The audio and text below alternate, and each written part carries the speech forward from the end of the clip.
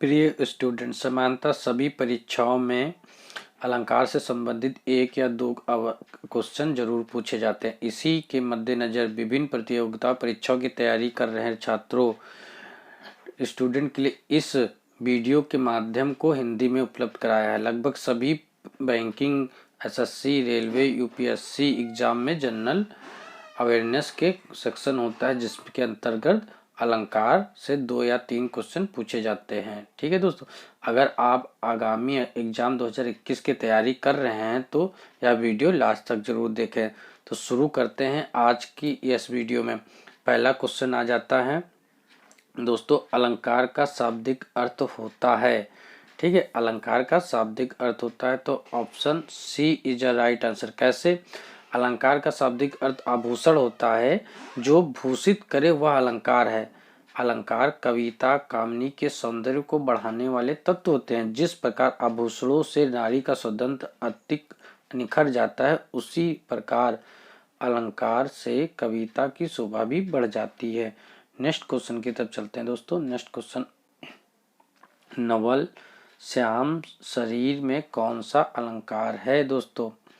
जहां एक वस्तु का वर्णन अनेक बार से किया जाए वहां उल्लेख अलंकार होता है। तो option A is a right answer. ठीक है, नेक्स्ट क्वेश्चन की तरफ चलते हैं। Question number 3। ठीक है दोस्तों, जहां बिना कारण के कार्य का होना पाया जाए वहां कौन सा अलंकार होता है? तो वहां पे आपका बी ऑप्शन विभावना अलंकार होता है। जहां बिना कारण के ही कार्य सिद्ध हो जाए वहां विभावना अलंकार होता है। नेक्स्ट क्वेश्चन की तरफ चलते हैं हम। क्वेश्चन नंबर, अलंकार मुख्य रूप से कितने प्रकार के होते हैं? तो ऑप्शन डी अलंकार 2 प्रकार के होते हैं, शब्दालंकार और अर्थालंकार। ठीक है दोस्तों, नेक्स्ट क्वेश्चन की तरफ चलते हैं। नेक्स्ट क्वेश्चन कह रहा है, जहां उपमेय में अनेक उपमानों की शंका होती है वहां कौन सा अलंकार होता है? तो वहां पे ऑप्शन डी संदेह अलंकार होता है। जहां उपमेय अनेक उपमानों की होने की शंका होती है वहां संदेह अलंकार होता है। जहां दो वस्तुओं या क्रियाओं में इतनी समानता हो कि उसमें अनेक वस्तुओं के होने के संदेह हो और यह संदेह अंत तक बना रहे तो वहां संदेहा अलंकार कहते हैं। नेक्स्ट क्वेश्चन की तरफ चलते हैं। जहां उपमेय में उपमान की समानता का संभावना व्यक्त की जाती है वहां कौन सा अलंकार होता है? तो वहां ऑप्शन ए उत्प्रेक्षा अलंकार होता है। ठीक है दोस्तों, वहां उत्प्रेक्षा अलंकार होता है यदि पंक्ति में मनु, जनु, मेरे, मनहु, मानो आदि शब्द आते हैं तो वहां उत्प्रेक्षा अलंकार होता है। नेक्स्ट केस क्वेश्चन की तरफ चलते हैं। निम्नलिखित में से कौन सा सदस्य मूलक अलंकार नहीं है? ठीक है, तो कौन सा प्रमुख सदस्य मूलक अलंकार उपमा, रूपक, उपेक्षा आदि है? तो यहाँ पे ऑप्शन सी सही है, विशेषोक्ति is a right answer. Next question की तरफ चलते हैं। क्वेश्चन नंबर 6, रावण सिर सरोज बनचारी, चली रघुवीर सिली मुखधारी। सिली मुख में कौन सा अलंकार है दोस्तों? तो सिली मुख में अलंकार उपमा अलंकार है। ठीक है, रावण सिर सरोज, ठीक है, रावण सिर सरोज चलधारी, रघु चली रघु सिली मुखधारी, सिली में उपमा अलंकार है। नेक्स्ट क्वेश्चन की तरफ चलते हैं। क्वेश्चन नंबर, जही बार बाजी राम अवसारा, तही सरौद न बरनई पारा। उपरोक्त में कौन सा अलंकार है दोस्तों? तो उपरोक्त में अतिशयोक्ति अलंकार है। ठीक है दोस्तों, नेक्स्ट क्वेश्चन की तरफ चलते हैं। क्वेश्चन नंबर 10, दिए गए उदाहरण में कौन सा अलंकार है? अद्भुत एक अनुपम बाग, जुगल कमल पर गजवर कीड़त है, त पर सिंह करत अनुराग। तो यहाँ पे दोस्तों आपका सी जो है अतिशयोक्ति अलंकार इज अ राइट आंसर। ठीक है, अतिशयोक्ति का अर्थ है अतिशय प्लस उक्ति इज इक्वल टू बढ़ा चढ़ाकर कहना। ठीक है दोस्तों, नेक्स्ट क्वेश्चन की तरफ चलते हैं। क्वेश्चन नंबर, निम्न चौपाई में कौन सा अलंकार है? ठीक है, बिनु पद चलई सुने बिनु काना, करे बिनु कर्म करे विधि नाना। तो दोस्तों यह ऑप्शन ऊपर उदाहरण के तौर पे दिया गया था। तो यहाँ पे आपका ऑप्शन डी विभावना, ठीक है। तो विभावना अलंकार है। कैसे अलंकार है? चौपाई में कारण ना होते हुए भी कार्य का होना बताया जा रहा है, बिना पैर के चलना, बिना कान के सुनना, इसलिए यहाँ विभावना अलंकार है। नेक्स्ट क्वेश्चन की तरफ चलते हैं।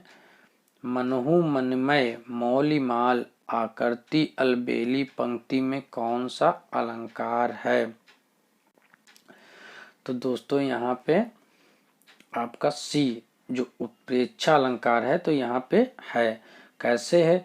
जहाँ उपमेय में उपमान की संभावना अथवा कल्पना कर ली गई हो वहाँ उत्प्रेक्षा अलंकार होता है। नेक्स्ट क्वेश्चन की तरफ चलते हैं। चरण कर कमल बंदो हरिराई में कौन सा अलंकार है? तो यहाँ पे डी अलंकार है। कैसे दोस्तों? यहाँ बहुत अधिक साम्य के आधार पर प्रस्तुत में अप्रस्तुत का आरोप करके, अर्थात उपमेय या उपमान का साधर्म का आरोप करके और दोनों भेदों का अभाव दिखाते हुए उपमेय में या उपमान के रूप में ही वर्णन किया गया है। अर्थात यहाँ हरि के चरणों ठीक में कमल जो का है अभेद आरोप है। नेक्स्ट क्वेश्चन की तरफ चलते हैं। क्वेश्चन नंबर 14 मधुवन की छाती को देखो सूखी कितनी इसकी कलियां में अलंकार है। कौन सा दोस्तों अलंकार है? तो यहाँ पे श्लेष अलंकार है। कैसे है दोस्तों? देखते हैं।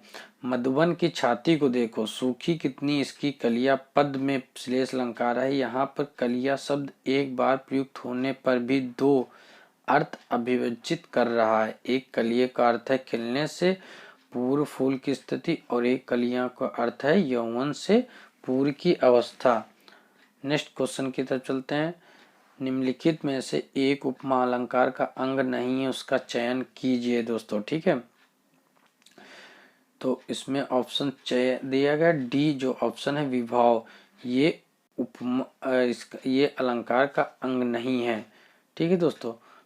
उपमेय उपमान तथा सामान्य ये तीनों ही उपमा के अलंकार के अंग है और विभाव नहीं है अंग है। नेक्स्ट क्वेश्चन की तरफ चलते हैं। रवि शशि नखत दिपहि ओहि ज्योति रतन पदारथ मानिक मोती में कौन सा अलंकार है? तो ऑप्शन 4 दिए जाते हैं। तो ऑप्शन डी जो निर्देशना है यह सही हो जाएगा। निर्देशना अलंकार में अपमय का गुण उपमान में अथवा उपमान का गुण उपमय में आरोपित होता है तब वहां पे निर्देशना अलंकार होता है। नेक्स्ट क्वेश्चन की तरफ चले। तू रूप है किरण में सौंदर्य है सुमन में, इस वाक्यांश में कौन सा अलंकार है? तो यहाँ पे दोस्तों आपको 4 ऑप्शन दिए जाते हैं। ऑप्शन ए जो उल्लेख अलंकार है ये यहाँ पे आएगा, ठीक है। नेक्स्ट क्वेश्चन की तरफ चलते हैं। काले बादल में रहती चांदी की रेखा में कौन सा अलंकार है? तो रूपक अलंकार सी ऑप्शन आपका सही हो जाएगा। नेक्स्ट क्वेश्चन की तरफ चलते हैं। शब्द की द्विअर्थी योजना में कौन सा अलंकार है? तो यहाँ पे आपका श्लेष अलंकार या राइट आंसर। शब्द की द्विअर्थी योजना में श्लेष अलंकार है। नेक्स्ट क्वेश्चन की तरफ चलते हैं। काव्य की शोभा बढ़ाने वाला तत्व क्या कहलाता है? तो काव्य की शोभा बढ़ाने वाला तत्व अलंकार कहलाता है। यहाँ पे दोस्तों आज की वीडियो समाप्त होती है। कल की वीडियो के साथ फिर से आपसे मुलाकात होगी। धन्यवाद।